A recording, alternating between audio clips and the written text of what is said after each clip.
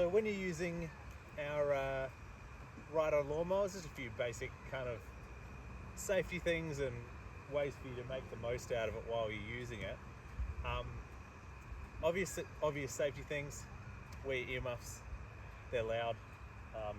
They're not quite loud enough that you can't wear earmuffs when you first get on it, but they're definitely loud enough that you would do some damage over a period of time, and you'll notice it at the end of the day if you haven't been wearing them. So you might think you don't need them, but put them on anyway. Like I said before, and like I say with all my machines, when you first little bit of riding them or using the machine, just leave it on half throttle and move a bit slower. If you're going to run into any problems, they'll happen a bit slower. So the slower the problem happens, the easier it is to fix. When you're doing your first pass, particularly if it's longer grass, leave the deck up at the maximum height.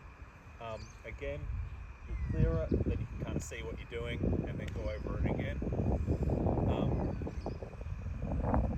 The other obvious safety stuff, to keep your hands away from the spinning pointy bits, because that's not much fun.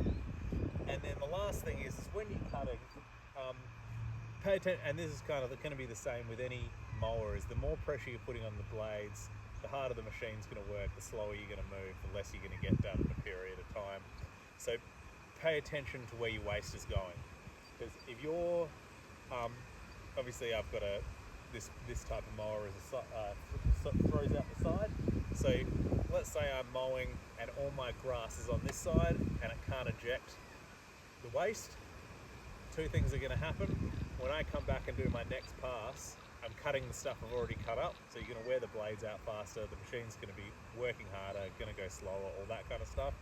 And the other thing is you have grass and whatever other stuff that can't shoot out getting caught up under the deck, and that can block up your blades, and then you just have the machine stalling out when you try and engage the blades, and you obviously do damage to the machine, which I'd appreciate it if you don't. If it's your machine, I'm sure you'd appreciate it if you don't as well, and along with that, it just won't do the job anymore. So other than that, I think that's it. Happy mowing.